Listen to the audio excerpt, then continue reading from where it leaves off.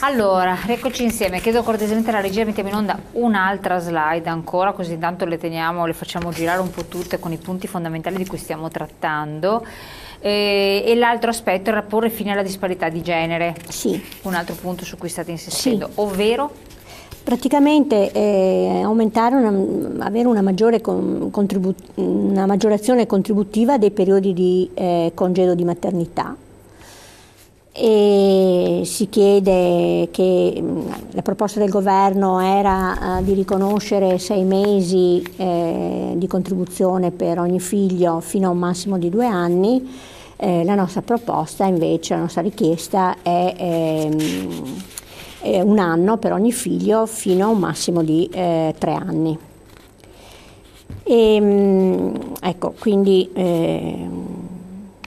il lavoro vediamo, di cura. E poi dopo sul riconoscimento del lavoro di cura, questo valorizzando soprattutto quelli che già lo fanno durante la vita lavorativa. L'indice dovrebbe essere quello della legge 104, no? La fruizione di permessi della legge 104, che quindi darebbe la possibilità di calcolare abbastanza velocemente chi rientra, no, in questa. E quindi un anticipo, anche qua fino a un massimo di 5 anni, un anticipo di 1 anno. Insomma, per cercare di adeguare la situazione uomini-donne. Nel senso che seguire un familiare non autosufficiente è davvero pesante, è gravoso. E soprattutto se va anche a penalizzare dal punto di vista economico, certo, non è una cosa piacevole. Ecco. Sì. Un'altra cosa importante, la separazione contabile della spesa previdenziale da quella assistenziale. Altra slide, chiedo cortesemente alla regia se viene messa in onda. Cosa vuol dire questo? Perché qual è il danno che c'è allo stato attuale dalla non separazione? Allora, il danno, diciamo che non si fa sempre un gran minestrone tra assistenza e previdenza. La previdenza è il fondo costituito dai contributi che le persone, che i lavoratori, i datori di lavoro versano, le casse dell'INPS. L'assistenza invece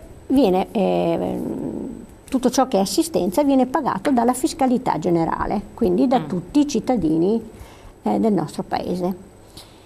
Ogni tanto si dice l'INPS è in deficit, non si riesce più a pagare le pensioni, eccetera. Se noi differenziamo effettivamente il fondo previdenziale da quello assistenziale, vediamo che invece ci sono delle differenze. Cioè ci sarebbero soldi per pagare le pensioni, sì, insomma, ci sono. Ecco perché qua voi dite che la spesa per le pensioni in Italia è sotto la media europea. Sì, certo. Sì. Cioè noi dobbiamo partire dal dato che se noi avessimo un sistema solo puramente previdenziale, avremo comunque un problema di trend, diciamo, di dinamica dell'aumento della vita, eccetera.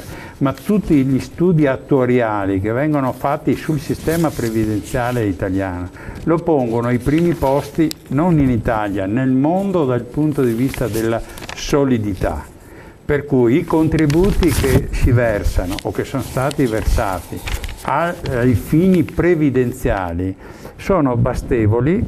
Già oggi il fondo AGO, il fondo ai lavoratori dipendenti, eccetera, ha una solidità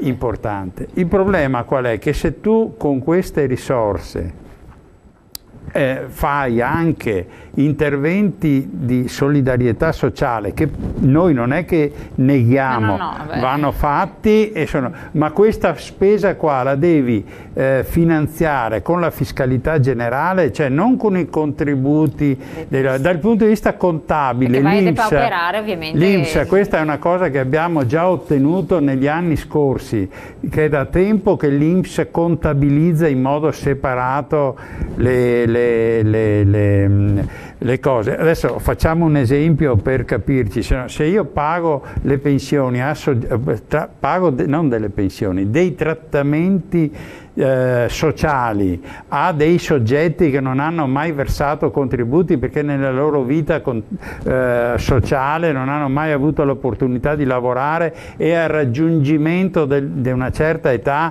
gli pago un trattamento perché deve vivere, certo, sì. Questo trattamento qua non può ricadere nelle casse, diciamo, non può essere venduto come una spesa previdenziale, ma deve essere pesato come un intervento sociale. Diciamo che questa cosa qua ha anche dei paradossi che proprio in questi giorni sono anche oggetto di discussione. Il governo ha trasferito all'INPS alcune competenze, cioè lo Stato per anni non ha versato i contributi per i lavoratori statali puri e semplici.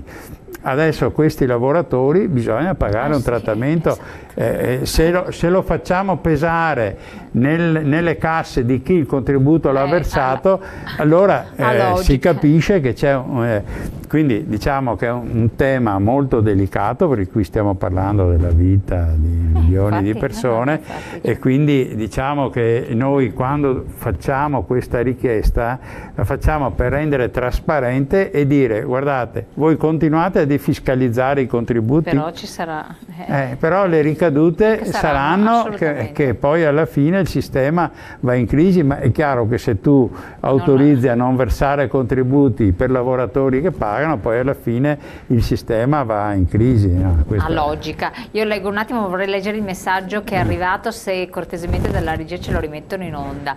Il problema è che troppi versano fior di contributi per una vita e tirano le cuoia prima di arrivare alla pensione, soldi che vanno indiscutibilmente persi, che farebbero comodo ai figli se fossero stati dati al lavoratore, non ad un governo che investe una fortuna per sostituire gli italiani.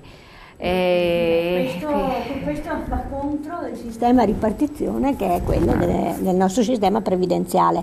Sappiamo che le pensioni in essere sono pagate con i contributi di chi è al lavoro. Chi ha lavoro. Se invece non è vero che si perdono totalmente, perché una parte viene utilizzata per le reversibilità che non vanno ai figli ma vanno al coniuge.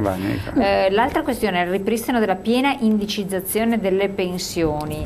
Perché lo sappiamo, non c'è stato l'adeguamento non c'è più l'adeguamento delle pensioni, questa è una separazione contabile della spesa previdenziale e quella assistenziale di cui abbiamo parlato adesso, quindi vediamo anche eccola qua, la ripristino della piena indicizzazione delle pensioni, introducendo un nuovo paniere e recuperando quanto perso in questi anni.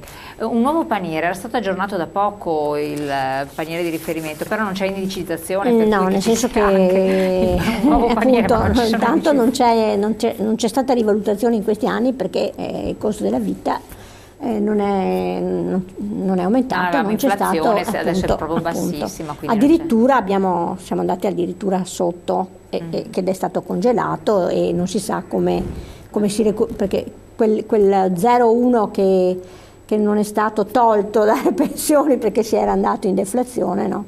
Non si sa ancora come, quindi voi chiedete sostanzialmente che venga ripristinato. Adesso comunque cambierà il sistema delle rivalutazioni delle pensioni teoricamente dal gennaio 2019, noi stiamo chiedendo l'anticipo a gennaio 2018, quindi si ritorna a un sistema di rivalutazione ante 2001, insomma.